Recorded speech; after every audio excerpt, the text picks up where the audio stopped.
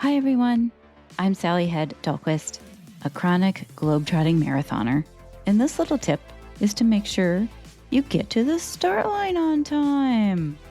A lot of runners have to travel to get to a race, often to a new city that they are not familiar with. And they talk about the logistics, the planes, trains, and automobiles, all the rough travel plans and fiascos, like Aaron Burrows writes about in great detail in his book, Metal Monday. But it's the final step, the very last leg. Oh, you get it? That's pretty punny. The last leg. The most important piece of transportation is getting yourself to the start line. That's most important. The last thing in your logistics plan. Got to make sure you have plans A, B, and C about how you're going to get there, because you don't want to go through all that time off and expense and planning to get to the city, but not be able to get to the start line.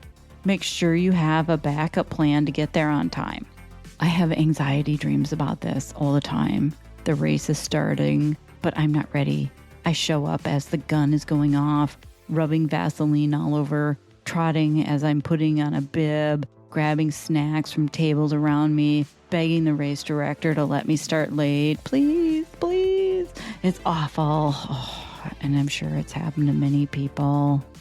Just get there late. So getting to the start, for me, begins the night before. I kind of pack 3 bags the night before so I can just roll out of bed and leave, all of which I can grab and go, all my stuff.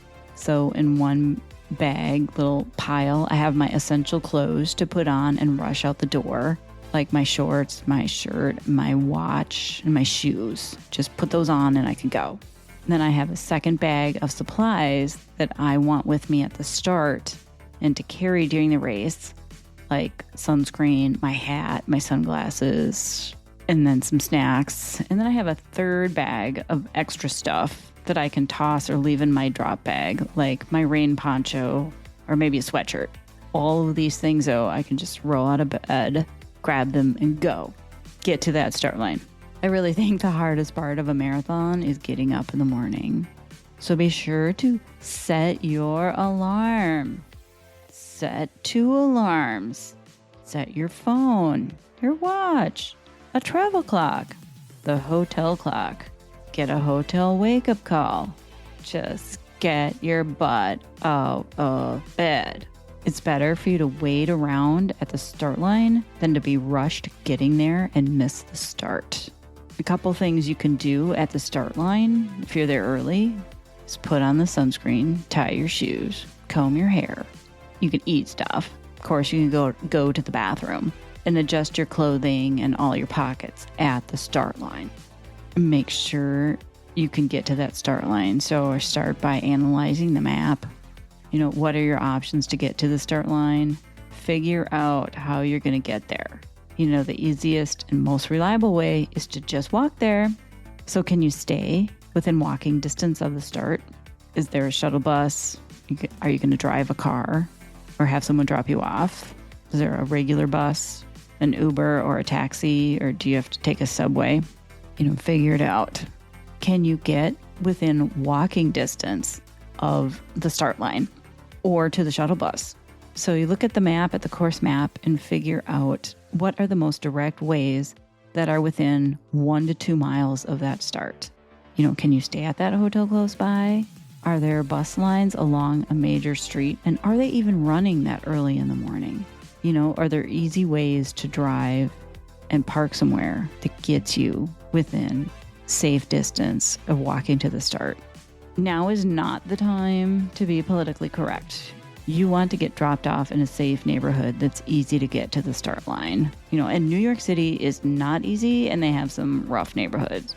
With New York, you have to take a bus to a ferry to another bus and then get dropped off on Staten Island. You can figure it out on your own or go with a friend who knows the neighborhoods, but I don't know the area. So I just went with Marathon Tours in 2023. It still took 2 hours to get to the start. Plus, they used coach buses, which have bathrooms the whole way. Those whole 2 hours. Getting to the start, you have to know the way there. I mean, this seems obvious, but people get disoriented in new cities. Like we ran mainly marathons in Kauai, Hawaii in January of 2022.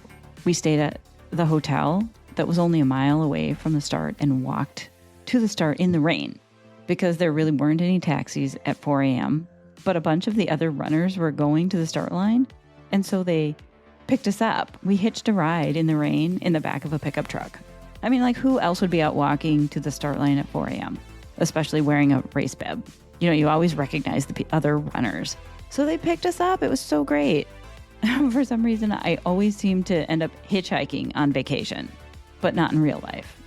So, and then I was delighted to see that my friend Danny was there too, finishing her 50 states. Made it extra special. There was another guy, though, at the race, though, that needed to walk to the start line. And he didn't realize how far his hotel was from the start line. And then he got lost along the way and ended up running 13 miles just to get to the start of the race. And he had only signed up for the half marathon because of his flight schedule flying back home. He only had time to run 13 miles as part of the race.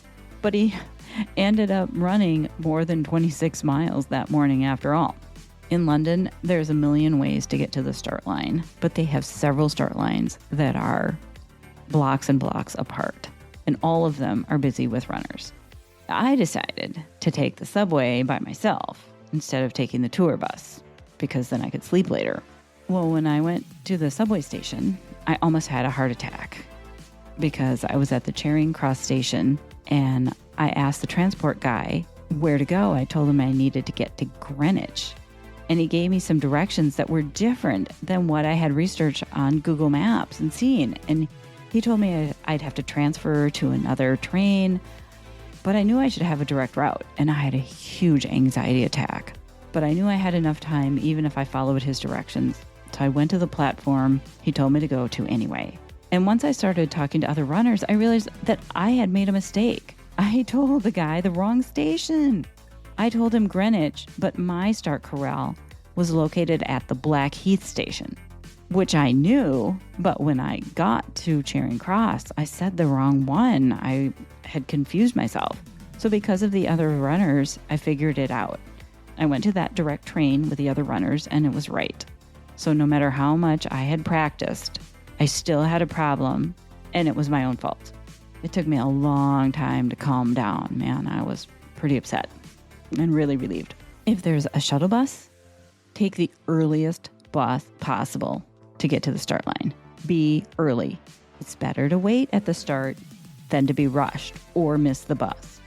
A bridge is often a highlight of some of the races, but it can also be a problem for the race because they have to time it right with the highway department and they shut down roads. For example, I ran the Seattle Seafair Marathon in 2008, and in the beginning, you crossed Lake Washington on the 520 freeway, this Evergreen Point floating bridge. It floats on the lake. And this bridge never opens for foot traffic. So it was a once-in-a-lifetime chance to go across during this marathon. They even had the bridge printed on all their t-shirts, which I still wear, by the way. And at the time, my boyfriend Mark was living in Seattle, so I had to do it. I had a free place to stay, a driver to take me to the shuttle bus, and a cheerleader. And it's a good thing Mark was an early riser and we got to the shuttle bus way, way early because the race director had made a critical mistake with the buses. They let the spectators ride the buses to the start line at the Husky Stadium, so there was not enough buses to get everyone to the start. They delayed the race several times, at least 30 minutes, and finally the highway department told them they had to start because they were on a tight schedule to reopen that bridge for cars. Something like half the people, 1,000 runners, missed the shuttle bus and could not start. I would have been super pissed if I couldn't get to the start. Man, Husky Stadium was difficult to get to on your own without the 520 freeway being open. That was so dumb. It was really bad planning on their part, which explains why that last Seattle Seafair Marathon was the last one. Then it turned into a rock and roll marathon, and now I think it's gone. It was also weirdly hot that day, like 100 degrees Fahrenheit in June in Seattle. I thought it would be an easy race with manageable hills and then the on-ramp to the freeway bridge, but it was hot too. I finished in 5:58, thanks to Mark for getting me to the shuttle buses bright and early. So now it's my rule to get the earliest bus I can and make sure I have a backup plan to get to the start. And ideally, stay in a place where I can walk to the start. If you're driving or in a taxi, watch out for traffic jams. Watch those Google Maps for traffic. Don't let a traffic jam of hundreds of other cars and 1,000 other runners ruin your race. And watch for streets that might be closed. So streets will be closed because of the race. You can't cross certain streets. Have that alternate route. If you're walking or even driving, are there any fences in your way? And be wary of any shortcuts your friends might know. I mean, when I ran Marine Corps 2024, we had to walk 2 miles to get to the start because there was a fence in our way. And one of my friends worked for the Navy and tried to convince us to go around the back way of the Pentagon because there was a shortcut. But I just couldn't do it. Everyone else was going the long way. The security guards were watching everybody. I did not have security clearance like my friends did. And why would a place like the Pentagon, of all places, the seat of United States military power, the Pentagon, have a gap in the fence where we could sneak through? I mean, with all that security there looking at us, there was no way I was going to take the potential shortcut. It took us an hour to finally get to the start, but we were early and still waited an hour at the start line. So I was very relieved once we got there. And be sure to take extra time in getting there, especially like big races like Philadelphia. You need extra time. Even getting to the start area, they have tight security and you have to go through the gates to get to your start corral. And they have a complicated bag drop where you have to wait in line and have somebody give you another number ticket or something. There's a way easier ways they could do it. So I highly encourage Philadelphia to change your bag drop procedure.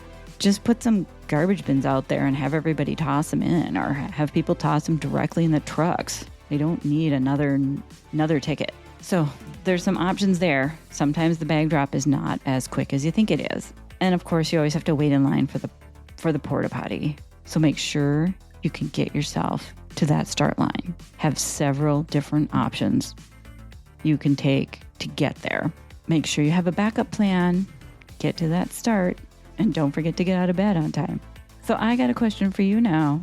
What is the most extreme way you got to the start line? Were you late? Or did you miss a start? Let us know if you have an epic story. So thanks for listening to this little tip. I hope you always make it to the race on time. And I hope some advice in here helps you and that we can learn from each other's experiences. And remember to support and donate to my charity, any other charity for medical research. I'm Sally Hed Dalquist, host of the podcast Unstoppable Stories That Move. Keep moving forward.